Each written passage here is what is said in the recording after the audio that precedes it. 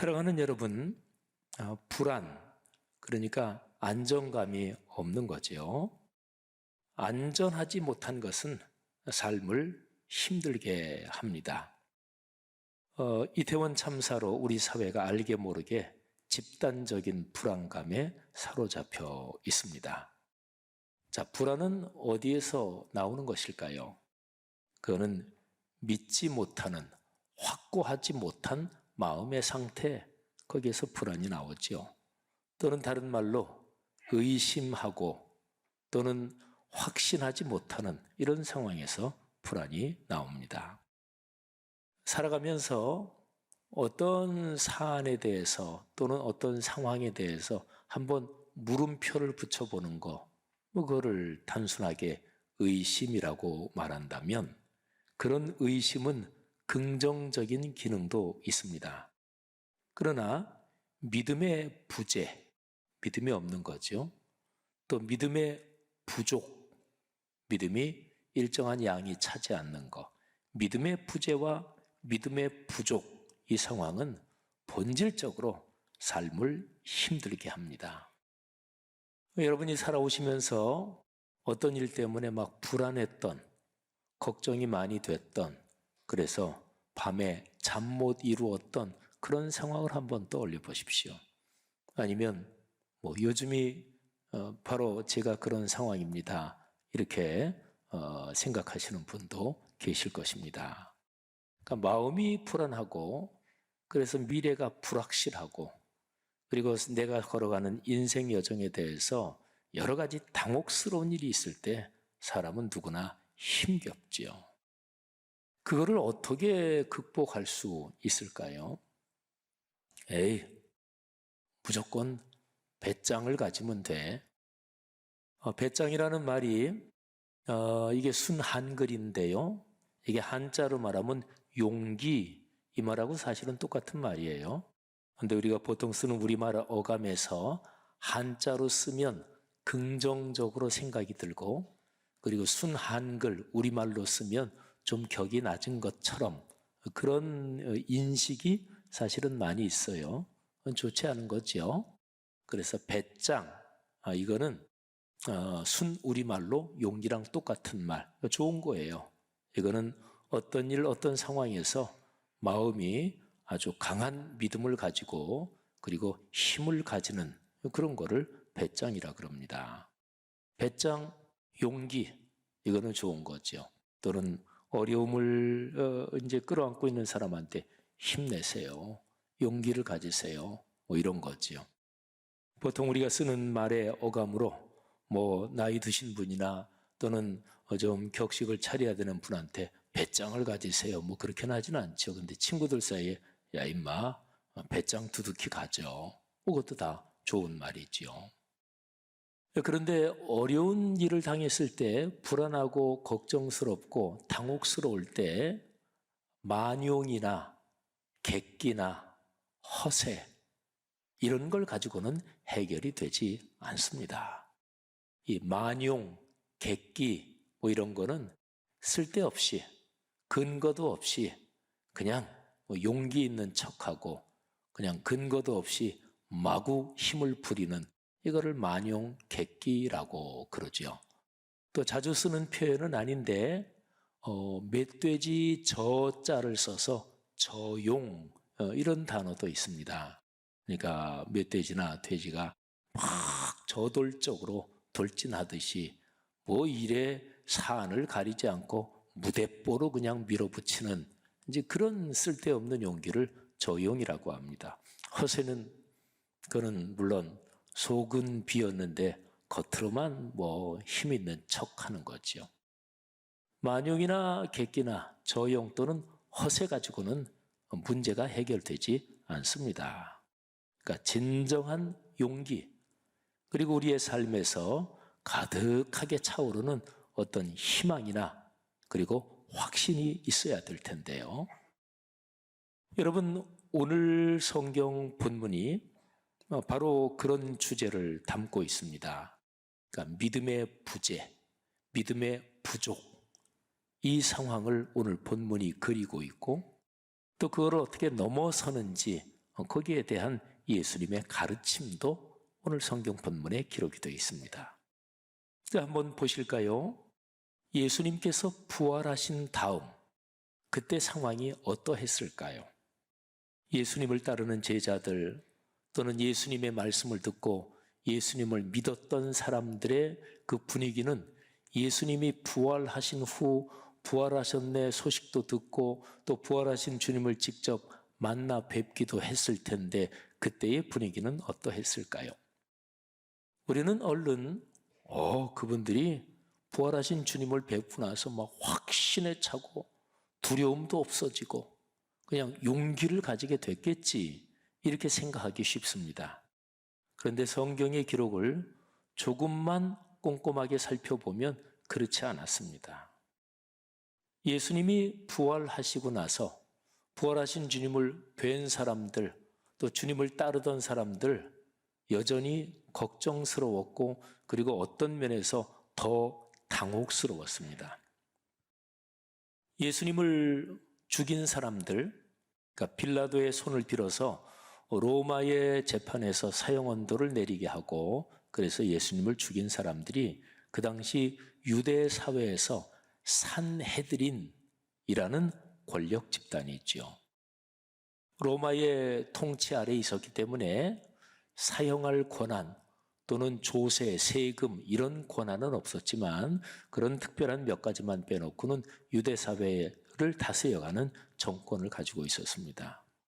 예수님을 죽인 그 부류, 그 집단이 그렇게 강력한 권력을 가지고 있는 집단입니다. 근데 예수님을 그렇게 죽인 집단이 예수님이 이제 부활하셨어요. 그러면 제자들 심정이 와, 주님이 부활하셨네. 이제 겁나는 거 없다. 그랬을까요? 입장 바꿔놓고 생각해 보세요. 아닙니다. 그때까지는 부활하신 상황이 뭔지 그 상태가 뭔지 제자들은 그런 정확한 지식이 없었습니다. 근데 예수님이 부활하셔서 눈으로 뵀어요. 그러면 또 예수님을 잡아 죽일지도 모르고 야, 이건 진짜 무슨 피바람이 불지 모르겠다.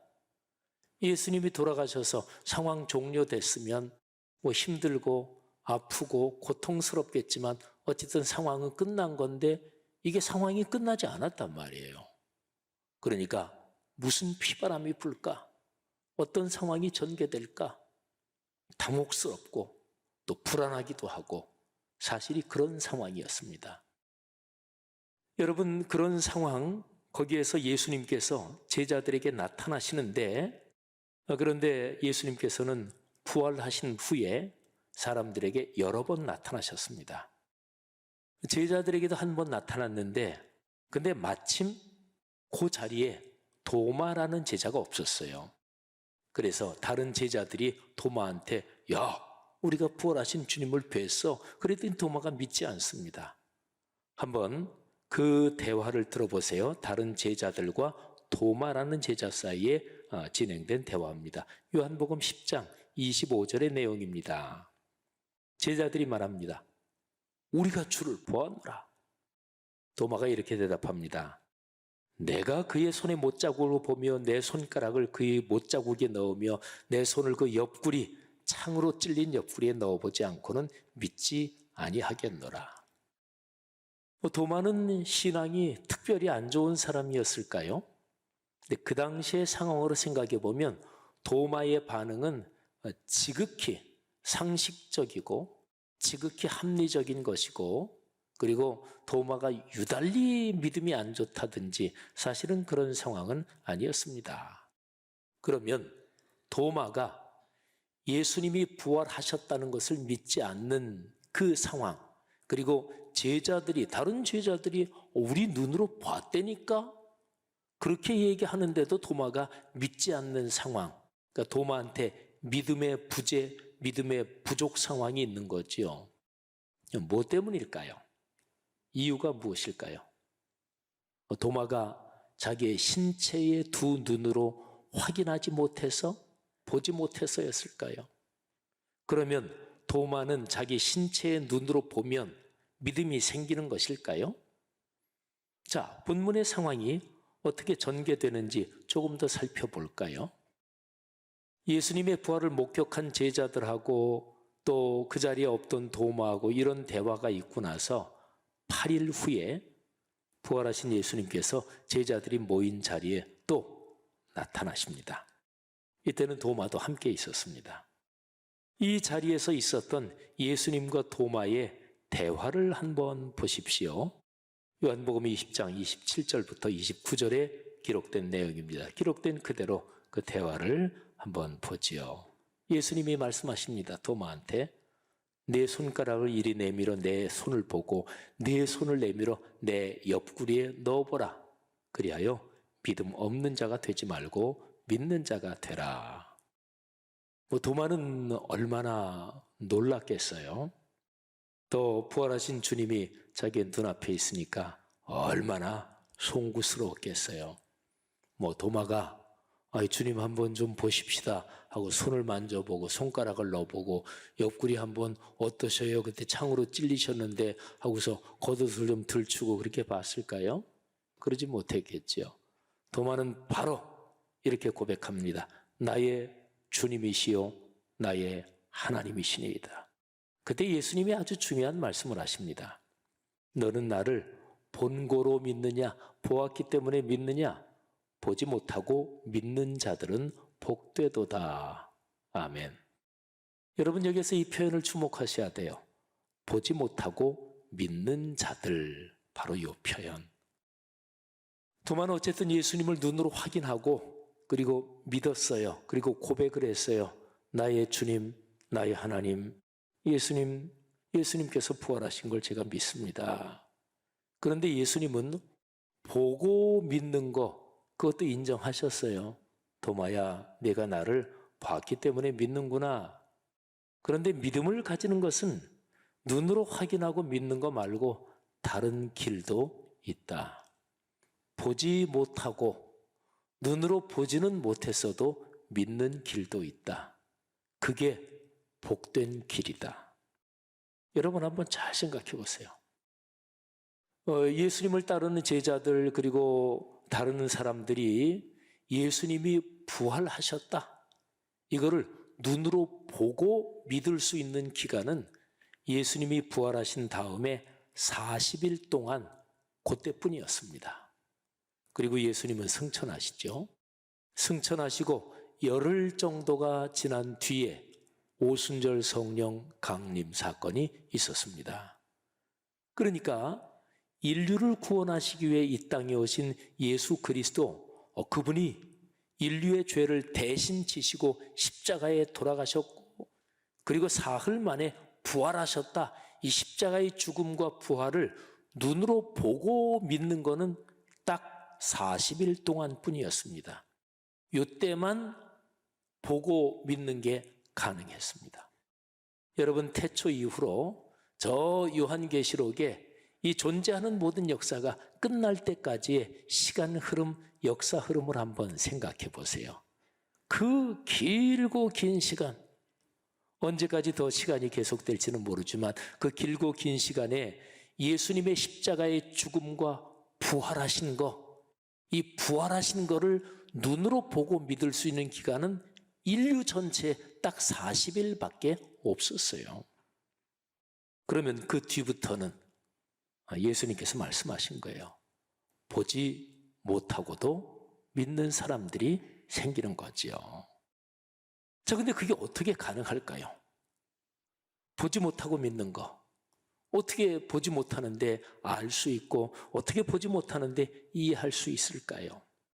아주 중요한 것이 성령님이 오신다는 바로 여기에 그 가능성이 걸려 있습니다.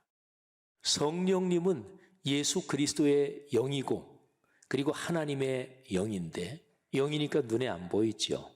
근데 이 성령께서 예수 그리스도에 대해서 알려주시고 이해하고 깨닫게 해주시고 그리고 예수님이 부활하셨구나 이거를 믿도록 성령님께서 증언을 해주시는 거예요.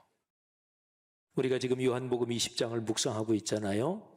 그러면 요한복음의 문맥에서 한번 세 구절을 찾아보는데 요한복음 14장, 15장, 16장 이 세 장은요, 예수님께서 최후의 만찬 저녁 식사를 드시고 감람산 겟세마네 동산으로 가서 기도하시기 전 그 사이에 주님께서 하신 말씀을 이렇게 쭉 기록이 되어 있습니다.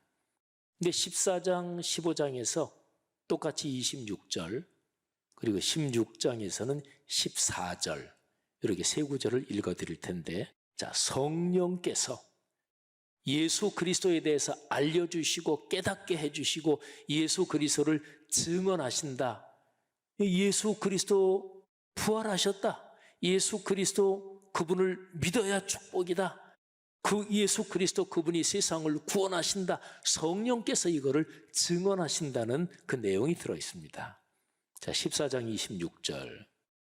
보혜사 곧 아버지께서 내 이름으로 보내실 성령, 그가 너희에게 모든 것을 가르치고 내가 너희에게 말한 모든 것을 생각나게 하리라. 아멘. 성령이 하시는 제일 중요한 역할, 그거는 예수 그리스도께서 가르치고 예수 그리스도께서 말씀하신 모든 것을 생각나게 하는 거예요.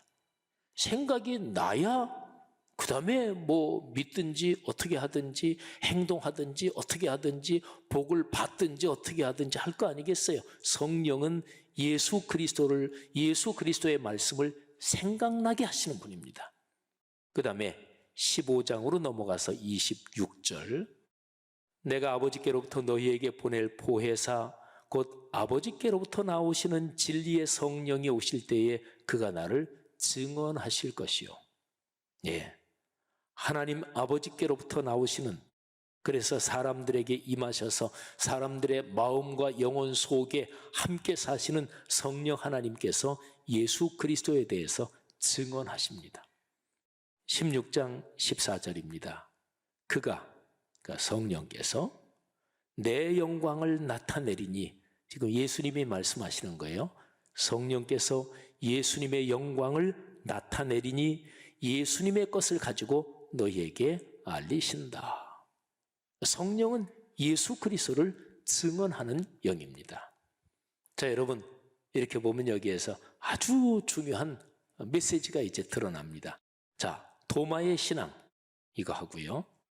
그 다음에 뒤로 이어서 오순절 성령이 임하시고 초대교회가, 교회라는 이 공동체가, 그리고 사회 현상적으로도 확인할 수 있는 이 교회라는 사회적 집단이 본격적으로 시작이 되잖아요.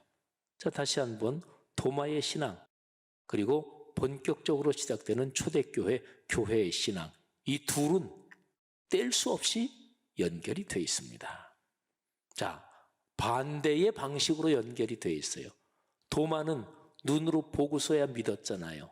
그러니까 예수님께서 그 사건, 도마의 사건을 통해서 초대교회, 교회의 신앙을 얘기하시는 거예요. 도마, 너는 봤기 때문에 믿는구나.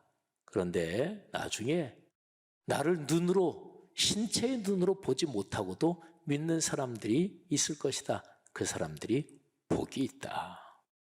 아까 말씀드렸잖아요. 부활하신 예수님을 눈으로 보고 믿을 수 있는 기간은 40일 뿐이었다고. 자, 그리고요, 요한복음이 이 글로 이렇게 기록된 것은 1세기 말쯤이었습니다. 1세기니까 예수님이 한 30몇 년쯤 십자가에 달려 돌아가시고 부활하시고 또 승천하시고 성령이 오셨죠. 그때부터 교회 공동체가 본격적으로 시작됩니다. 그리고 초대교회는 유대교로부터 박해를 받았고, 그리고 그 다음에는 로마 제국으로부터 무시무시한 박해를 받았어요.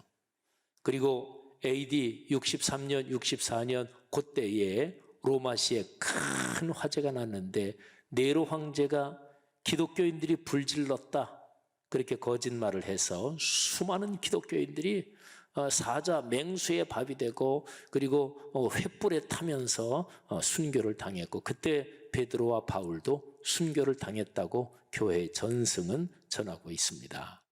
그런 무시무시한 박해를 쭉 겪으면서 1세기 말, 그러니까 90년이나 그 정도쯤에 요한복음이 기록이 됐어요. 그러면 생각해 보세요. 이 요한복음의 이 기록을 읽는 사람들이 바로 예수님이 말씀하신 이 말씀, 보지 못하고 믿는 사람들이 복이 있다. 이 말씀을 들으면서 얼마나 큰 힘과 위로와 용기를 얻었을까요? 보지 못하고 믿는 사람들이 바로 자신들이잖아요. 그렇죠?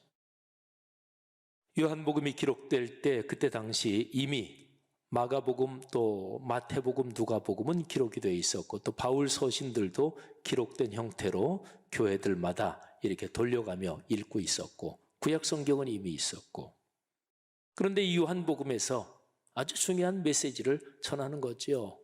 보지 못하고 믿는 사람들이 복이 있다. 자, 그러면 아주 이제 결론적으로 중요한 거 한 가지를 더 질문을 해야 합니다. 자, 보지 못하고 믿는 거, 그 구체적인 방식은 어떻게 되나요? 자, 보지 못하고 믿는다. 그 구체적인 방식이 요한복음 20장 30절, 31절에 기록되어 있습니다. 이 두 구절이 아주 중요해요. 이 두 구절 내용에 요한복음이 기록된, 요한복음을 기록한 목적이 명확히 나와 있습니다. 자, 한번 보실까요? 예수께서 제자들 앞에서 이 책에 기록되지 아니한 다른 표적도 많이 행하셨으나 오직 이것을 기록한 목적은 너희가 예수께서 하나님의 아들 그리스도이심을 믿게 하려 함이요 또 너희로 믿고 그 이름을 힘입어 생명을 얻게 하려 함이니라. 아멘. 두 가지입니다. 믿도록. 두 번째는 생명을 얻고 풍요하게 누리도록. 생명이 풍요로운 상태는 불안한 상태가 아니죠. 당혹스러운 상태가 아니죠. 그리고 걱정과 그리고 절망에 찌든 상태가 아니죠. 생명을 풍요롭게 누린다는 것은 확신을 가지고 희망을 가지고 기쁨과 즐거움 가운데 하늘의 복과 땅의 복을 누리는 거잖아요. 근데 그게 어떻게 가능하다고요? 바로 기록된 말씀, 이것을 기록을 한 이유가 있다. 예수 그분이 하나님의 아들이시다, 그리스도시다, 세상의 구세주시다, 이거를 믿고 그 믿음을 근거로 해서 너희가 생명을 풍요롭게 누리도록 하려는 것이다. 자, 여러분, 그러면 이제 아주 중요한 결론에 이릅니다. 어떻게 하면 믿음의 부재 그리고 믿음의 부족 상황을 넘어설 수 있을까요?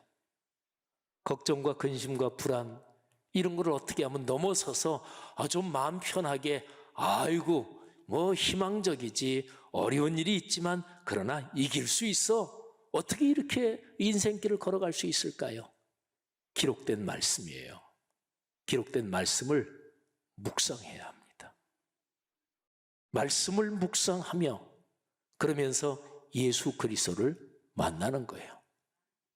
기록된 말씀을 묵상할 때 그때에 성령께서 그 말씀을 깨닫게 하시고 그 말씀이 우리 삶에서 살아 움직이도록 역사하셔요. 일하십니다.